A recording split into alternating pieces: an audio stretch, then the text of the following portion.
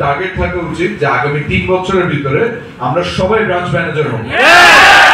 আপনারা branch manager হবেন 3 বছরের ভিতরে? কে হতে চান একটু হাত তুলুন। ওই সুন্দর ম্যাডাম হাত তুলেন নাই, ম্যাডাম হতে চান না। ম্যাডাম আপনার নামটা কি বলেন তো? হ্যাঁ, আর আপনি? হ্যাঁ, এই দুজনের নাম রেখেছেন। ব্রাঞ্চ ম্যানেজার হইতে কি লাগে, বাট সম্ভবত ব্রাঞ্চ ম্যানেজার হইতে হলে আপনাকে কিছু ইউনিট ম্যানেজার বের করতে হবে, কারেক্ট? এবং কিছু ইউনিট ম্যানেজার বের করতে হলে আপনার যে এফএ আছে, আপনার যারা ফাইন্যান্সিয়াল ব্যাচ, যারা স্ট্রাগল করে, স্ট্রাগলের মাঝখানে সবাই বিয়ে হতে চায়, তাহলে আমরা প্রমোশন যে কাজটা করছে ওইটা হচ্ছে এটা ব্যক্তি কেন্দ্রিক আর অর্গানাইজেশন নাই। এখানে প্রত্যেকটা ডিসিশন এবং পলিসি ওয়াইজ হতে হবে। পলিসিতে যদি লেখা থাকে আপনি ব্রাঞ্চ ম্যানেজার হতে পারেন, আপনাকে কেউ ঠেকানোর মতো কেউ যেন না থাকে।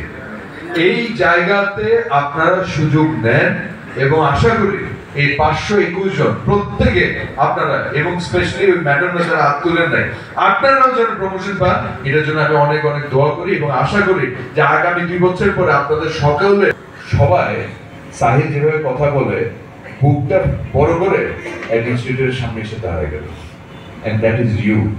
যেটার কথা সাহিদ বলছিল যে ক্রাইসিসের সময় আপনারা সবাই, আমরা সবাই এক ছিলাম।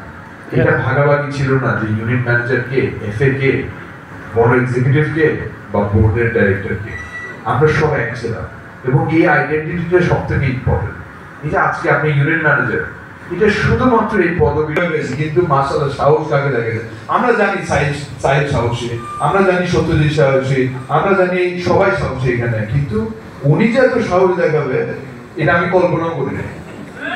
এই ঝামেলার মধ্যে আপনারা সরকারের বিরুদ্ধে গিয়ে আর্মি একজন কি পজিশন ছিল, ব্রিগেডিয়ার জেনারেল, এরকম একটা লোকের বিরুদ্ধে যায়, মিডিয়ার বিরুদ্ধে গিয়ে আপনারা যে লড়াইটা করছেন এবং এখনো করতেছেন, এটাকে অন্তরে অন্তঃস্থল থেকে ধন্যবাদ জানাই, স্যালিউট জানাই।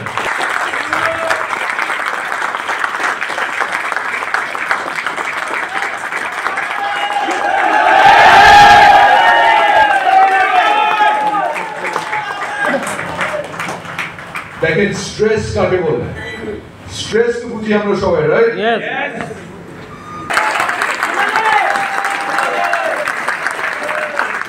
কারণ হচ্ছে প্রেসার বেশি থাকলে আইসি চেক করেন, এখন আমরা নর্মাল আছি। কারণ কি জানেন, প্রেসারটা বাড়ে, আমি বলতে পারি আমার প্রেসার বাড়তেছে, আমি শিওর উনিও বলতে পারে যখন ওনার প্রেসার বাড়ে। তো প্রেসারটা যখন 5 অগস্ট কি আমরা করছি?